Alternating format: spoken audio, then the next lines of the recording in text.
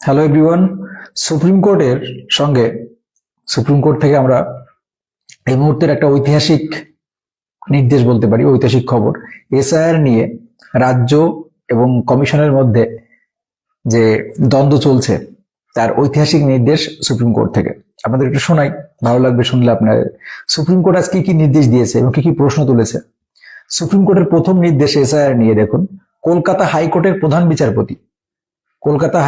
প্রধান বিচারপতি সার্ভিং এবং অবসরপ্রাপ্ত জেলা বিচারকের এসআইআর প্রক্রিয়ার নিয়োগ করাবেন। বুঝতে পারছেন?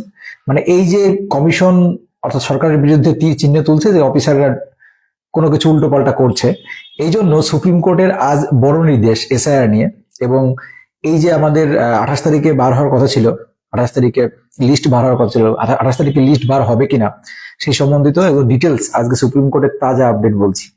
তো সুপ্রিম কোর্ট আজকে কি নির্দেশ দিয়েছে? কলকাতা হাইকোর্টের প্রধান বিচারপতি সার্ভিং ও অবসরপ্রাপ্ত জেলা বিচারকদের এসআইআর প্রক্রিয়ায় নিয়োগ করাবেন। অর্থাৎ এই যে এসআইআর প্রক্রিয়া বিভিন্ন যে মানে পক্ষে বিপক্ষে কমিশন রাজ্য সরকারের দোষ দিচ্ছে, রাজ্য সরকার কমিশনের দোষ দিচ্ছে। তো সুপ্রিম কোর্ট নির্দেশ দিয়েছে হাইকোর্টের প্রধান বিচারপতি সার্ভিং এবং অবসরপ্রাপ্ত জেলা বিচারকদের এসআইআর প্রক্রিয়ায় নিয়োগ করাবেন। অর্থাৎ এডিজে এর দায়িত্ব দেওয়া হবে। বুঝতে পারছেন? মানে এখানে কিন্তু আখেরে রাজ্য সরকার উল্টে প্রেসারে পড়ছে। এবার এই জুডিশিয়াল অফিসাররাই ভোটার তালিকার নাম অন্তর্ভুক্তি, বিয়োজন সংক্রান্ত দাবি এবং আপত্তির নিষ্পত্তি করবে। অর্থাৎ কার নাম থাকবে কার নাম থাকবে না, এই জুডিশিয়াল অফিসারদের তারাই কিন্তু এগুলো কমপ্লিট হবে। অর্থাৎ রাজ্য সরকারের ক্ষমতা আরো খর্ব করা হলো। তো দেখুন এখানে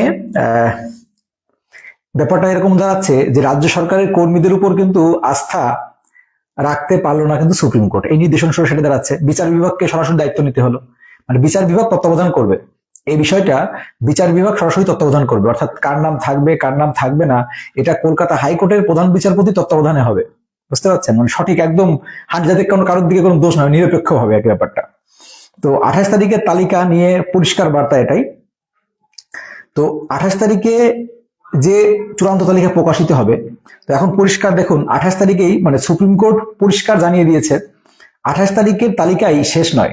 অর্থাৎ 28 তারিখে যে তালিকা প্রকাশিত হবে সেই তালিকাই শেষ নয়, প্রক্রিয়া চলবে, প্রক্রিয়া কন্টিনিউয়াসলি চলবে। দাবি আপত্তির নিষ্পত্তির পর চূড়ান্ত সিদ্ধান্ত নেওয়া হবে। অর্থাৎ এই যে মনে করুন কমিশন রাজ্য সরকারকে দোষ দিচ্ছে, রাজ্য সরকার কমিশনকে দোষ দিচ্ছে, হ্যাঁ, যে বিভিন্ন সেটা সম্পূর্ণ কোর্টের আন্ডারে হাইকোর্টের প্রধান বিচারপতি তত্ত্বাবধান করে এটা কন্টিনিউয়াসলি চলবে। তড়িঘড়ি কিছু চূড়ান্ত করে দেওয়ার সুযোগ নেই এখানে। তো আরো এখানে দেখুন আজকের যে বিষয়গুলো উঠে আসলো স্পষ্ট হবে, তো আমরা আপনাদের সঙ্গে তুলে ধরলাম। তো এখন এই পুরো প্রক্রিয়াটাই এসআইআর যে পুরো প্রক্রিয়া, এই পুরো প্রক্রিয়াটাই তত্ত্বাবধান হবে আমাদের হাইকোর্টের প্রধান বিচারপতি তত্ত্বাবধানে। অর্থাৎ এডিজি এর দ্বারা পরিচালিত হয়ে এই এসআর প্রক্রিয়া হবে। আচ্ছা, আপনারা আপনাদের মতামত জানাবেন যেতে আপনারা খুশি কিনা। দেখুন এটা সম্পূর্ণ নিরপেক্ষ হবে, এখানে তাহলে কেউ কারো গায়ে কাদা ছড়াছড়ি করতে পারবে না।